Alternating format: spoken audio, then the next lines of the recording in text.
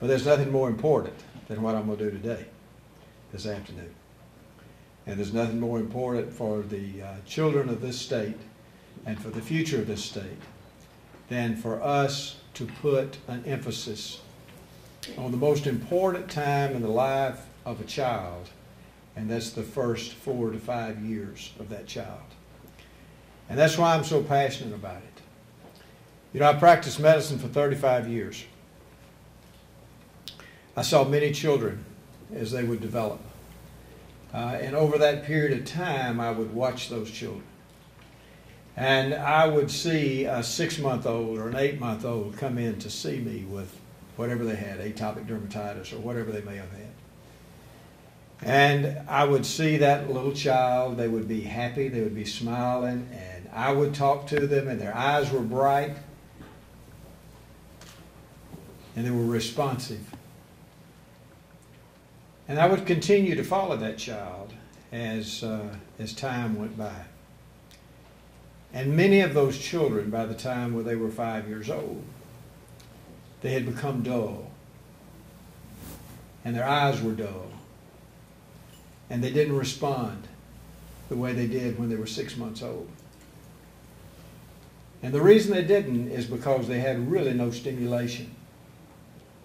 They had nothing at home to really, and it wasn't necessarily the parents' fault. And I'm not blaming the parents, but I can tell you there's nothing more important than that development of that brain in the first 4 years of life. You know, you don't remember anything before you were 4 years old. You have no remembrances in your life except unless there was something traumatic that may have occurred that caused you to remember it. But basically, your remembrances begin about the age of 4. But the development of the brain begins before you're born. And the development of the brain begins immediately. And it's so important that we put a special emphasis on teaching children early. We spend hundreds of billions of dollars, I should say, not just millions, on remediation. And we don't need to be remediating. We need to give children a strong foundation.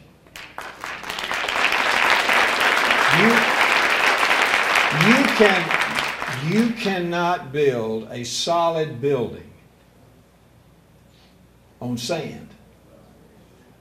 And you have to give children that foundation. And you know what? That's what y'all do. And that's why I am so passionate about this. I think that there is nothing more important. We could take away every penny of the 12th grade, every penny, and give it to pre-K and develop pre-K, quality pre-K programs like we have in Alabama, and we could develop those all over the state. And if we did that, we would change this state, and if we did it all over the nation, we would change the nation.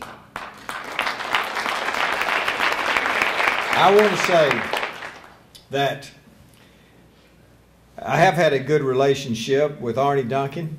He and I have talked a lot, and I said, Arnie, you sound like a Republican. And so I kid him about, you know what I love about Arnie Duncan is he really thinks outside the box. He really gets it, and he's an innovative thinker. And so I really do like him, and I really enjoy. You tell him I said that about him. I really do enjoy working with our federal partners. You know, I have trouble with some federal agencies. I'm serious, I do. But I don't have trouble with this federal agency. And I want to thank our federal partners for the $17.5 million grant that they gave us this last year on our pre-K program. And also, I believe, Nancy, was it $8.3 million that we got for our Head Start program? Early what? Early Head Start Child Care Partnership. Okay, she told you. Early Head Start Child Care Partnership. Let's just make up a long name. But that's how we ought to do it. We ought to have, I testified 2 weeks ago in front of the Senate dealing with our highway programs in the state. And I told them how important our state and federal partnerships are as far as highways are concerned. But it's just as important in this type program. And I want to thank, really with no strings attached, the $17.5 million. Maybe they said no strings attached because maybe it's because we have the best program in the country.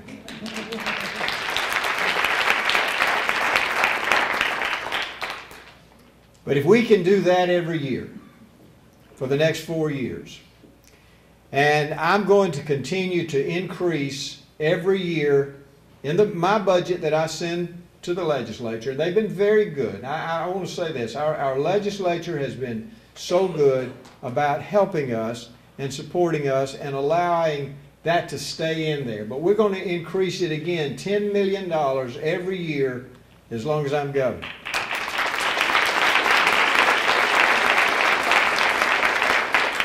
And if we get another $17.5 million every year for 4 years, and we put our $10 million in there, let me say this.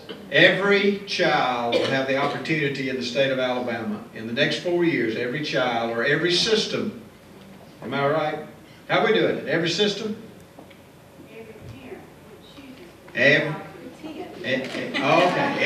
parent who chooses for their child to attend will have the opportunity to send their child to a first-class pre-K program in the state of Alabama.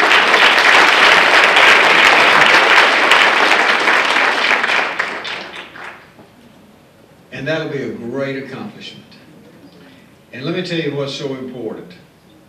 Instead of seeing those little dull eyes of that child at 5, we're going to see bright eyes. And we're going to see children who will be able to learn. And we will know, because I have said, listen, folks, if you don't have some proof of outcome, then you don't need to get the money. And that goes for everything in government. It doesn't just go for education.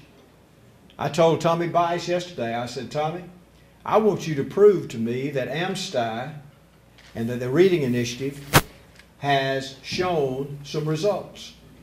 And I want you to show me that you can tell me the schools that have had it and those that don't have it, a significant difference. Folks, if you can't show results, then you don't deserve the money. Because this is taxpayers' money we're dealing with.